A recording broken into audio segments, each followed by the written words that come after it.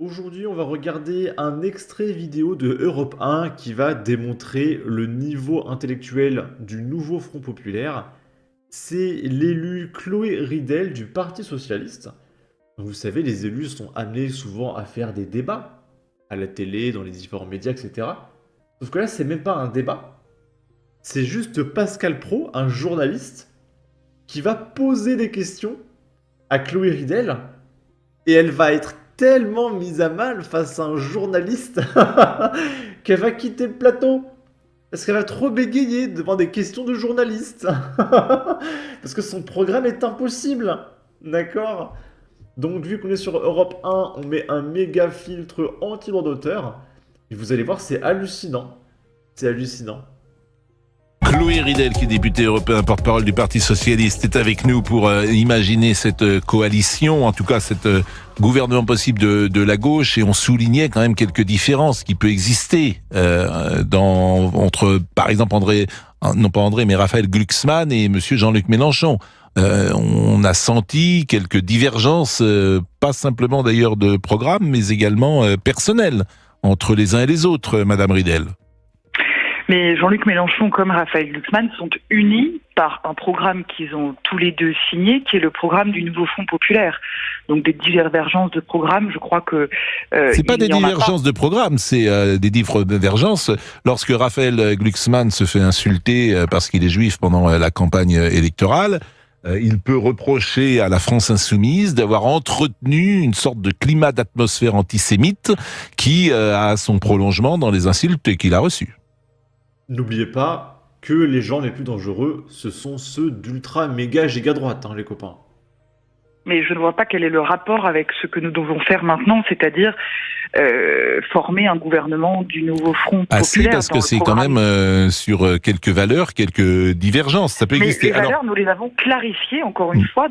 C'est dingue parce que il faut faire barrage à la haine, à l'extrême droite, parce qu'ils sont extrêmement méchants.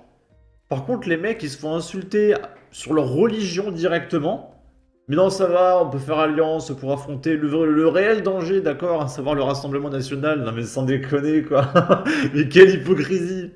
Dans le programme du nouveau Front populaire et sur la question de alors ce programme, justement, nous avons dit que c'était une priorité absolue. Bon, sur donc, le programme, ce que nous devons faire maintenant, nous sommes très clairs. Sur le programme. Allons essayer d'appliquer notre programme en trouvant des majorités à l'Assemblée et nous le faisons en responsabilité parce que nous avons vu dans le cadre de cette campagne que notre pays était profondément fracturé et nous ne sommes pas toutes trompettes dehors en train de dire que nous avons triomphé, nous n'avons pas de majorité absolue et par ailleurs le Rassemblement national est très haut dans notre pays et donc en responsabilité nous allons essayer de faire passer des mesures pour répondre aux urgences, éteindre le feu. Madame Ridel, donc sur le pouvoir d'achat, je regardais votre parcours et vous avez un parcours entre guillemets haut de gamme, c'est-à-dire que vous êtes passé par Sciences Po, vous êtes passé par l'ENA et vous êtes une haute fonctionnaire. Je regarde le programme que vous proposez en impôts, qui est un matraquage fiscal XXL qui ne marche jamais, disent les experts. C'est-à-dire que ça ne marche jamais. Instauration de 14 tranches d'impôt sur le revenu, rétablissement de l'ISF, suppression de la flat tax, etc. Tout ça, effectivement, peut faire plaisir, bien sûr, à des gens qui sont, pourquoi pas, dans du ressentiment, de la rancœur, etc., et qui veulent que les riches payent. Pourquoi pas, et je l'entends. Mais en fait, ça marche pas.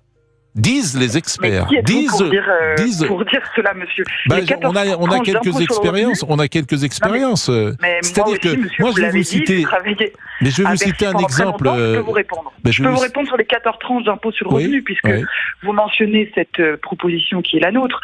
Cette réforme de l'impôt sur le revenu vise à faire que les plus riches payent leur juste part d'impôt à un moment où l'impôt sur le revenu est très peu progressif pour les 1% les plus riches. Et en réalité, la réforme de l'impôt sur le revenu que nous proposons ne changera quasiment rien pour les Français qui gagnent jusqu'à 4 500 €. Et puis ensuite, progressivement, ça augmentera la fiscalité. Mais c'est une mesure de justice et mais ça va changer beaucoup de choses pour certains Français dans certains domaines. Par exemple, il y a un domaine tout simple, Madame Ridel, c'est qu'il n'y a plus de football en France demain. C'est une économie, le football. Si vous faites au-delà de 400 000 €, vous prenez 90%. Ça, c'est un exemple concret. Le football fait vivre, le football professionnel fait vivre je ne sais combien de personnes en France. Il n'y a plus de clubs professionnels demain. Ils sont au chômage. Pourquoi ? Parce que les joueurs partiront. Donc, vous pensez qu'un joueur de football est légitime à gagner plusieurs dizaines de millions d'euros par an. Vous pensez que ce qui motive un joueur de football, c'est de gagner autant d'argent ou c'est l'amour pour le sport? Alors la réponse est oui. Vous avez des jugements un peu hâtifs. La réponse est oui. La réponse est oui, puisque ça s'appelle la loi de l'offre et de la demande. C'est que monsieur Mbappé, alors je ne sais pas s'il gagne 50, 100 millions d'euros par mois, mais c'est... Mais en fait, surtout qu'ils vont se barrer. Déjà, Mbappé, il s'est barré. Il est en Espagne maintenant. Il a dit oui, mais on arrive à vivre avec seulement 400 000 euros par an. Il n'y a pas besoin d'avoir des millions. Alors oui, mais c'est pas la question. C'est que ces gens-là vont se barrer. Donc tu vas pas leur prendre 90%, tu vas leur prendre 0. Parce qu'ils vont se barrer. Tout simplement. C'est parce qu'on lui paye et parce qu'il rapporte de l'argent. Il rapporte de l'argent à ceux précisément... Vous pensez que M. Mbappé fait du football pour gagner des dizaines de millions d'euros par an? Mais je ne dis pas ça, madame. Je ne dis pas ça. Mais si c'est pas un peu moins. C'est pas un peu moins de passer de 400 000 euros par an à 100 millions. C'est pas un peu moins, madame. Parce que veut taxer à 90%. Un petit peu moins. On va prendre 90% de ton pognon. Ouais, un petit peu moins. C'est pas un peu moins, je pense que... Alors ça, c'est un exemple... Vous pensez qu'on ne peut pas vivre bien dans ce pays? Vous êtes un peu déconnecté, me semble-t-il. Mais madame, Vous êtes un petit peu déconnecté, mais ils vont se barrer. Ils vont se barrer, en fait. LVMH, tout ça, ils vont se barrer. On n'aura plus rien. Je dis pas ça non plus. Je dis que je prends un exemple concret d'une mesure qui tue une économie en France. Ni plus, mais pas du tout, vous dites que ça tue une économie, mais quelle preuve avez-vous de ce que vous avancez? Je pense que vous agitez des épouvantails. Moi, je pense qu'il faut revenir, au lieu de je parler n'agite de aucun épouvantail, il se trouve que je connais bien ce domaine, mais c'est pas grave. Des Français les plus précaires. Enfin, l'important pour vous, c'est de faire payer les gens. On a bien compris, et ça, c'est quoi qu'il arrive, que les riches, faut qu'ils payent. Donc, au-dessus de 400 000 euros, 90%. Nous, notre projet n'est pas de faire payer les riches, c'est de rétablir de la justice et de l'équité. Mais il y en a beaucoup de justice. Je peux vous dire que les gens, ils payent en France. Rétablir de la justice fiscale et de l'équité. D'abord, visiblement, au niveau constitutionnel, et c'est ce qu'avait voulu François Hollande, 75%, ça ne passait pas. Mais bon, moi, je suis pas un spécialiste de constitution française ou de loi constitutionnelle. Mais visiblement, lorsqu'il avait voulu faire passer ce 75%, c'était pas constitutionnel pour des raisons que je peux pas expliquer ici. Alors, le programme économique de Front Populaire fait que les uns et les autres vivront mieux économiquement en France, que les entreprises iront mieux et que la France ira mieux.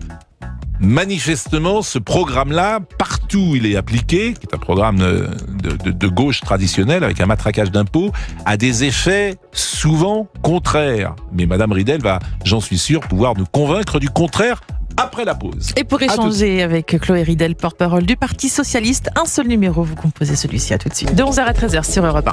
Alors Madame Ridel nous a quitté, en tout cas elle a quitté l'antenne, Madame Ridel. Voilà, elle est partie. Pour elle, c'est un monde de bisounours. Et oui, on peut vivre avec 400 000 euros par an, sauf qu'ils vont se barrer en fait. Elle comprend pas ça, il donne la justice, la morale, mais il va partir. On vit pas dans un monde de bisounours. Les gens sont égoïstes. Si Bernard Arnault, on va lui prendre 150 milliards sur ses 151 milliards, il va se barrer en fait. Même si c'est la justice et la morale. Et du coup, vu qu'elle était en PLS face aux questions de Pascal Pro, elle s'est barrée. Non mais sans déconner quoi. Oui, bien sûr.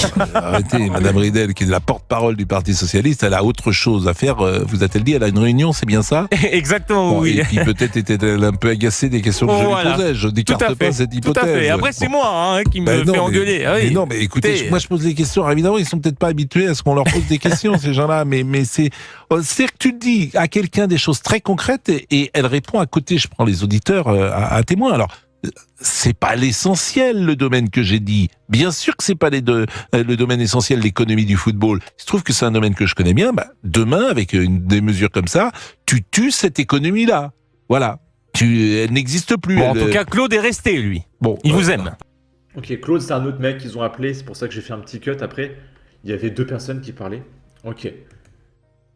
Et oui, il dit que ces gens sont pas habitués à répondre à des questions parce qu'ils vont que sur des plateaux de gauchistes. Et tout ce qu'ils ont à dire, c'est oui, il faut faire barrage à l'extrême droite parce que la haine, c'est pas gentil.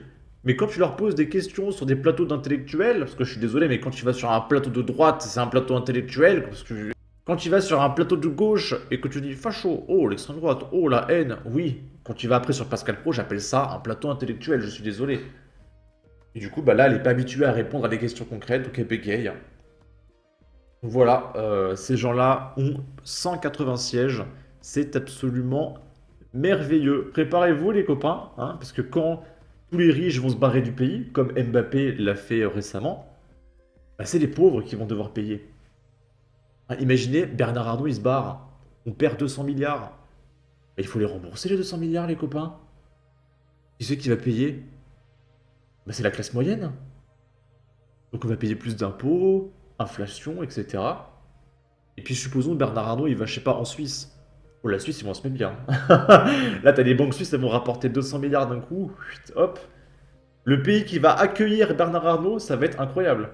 Pareil, les pays qui vont accueillir les footballeurs, incroyable. Et nous, en France, on va tout perdre. Mais allez-y, il n'y a pas de problème. On regarde. En tout cas, n'hésitez pas à donner votre avis, votre opinion, à partager, liker, commenter. Ça aidera au référencement de la vidéo sur YouTube. Abonnez-vous, suivez-moi sur Twitter. Prenez soin de vous. Salut!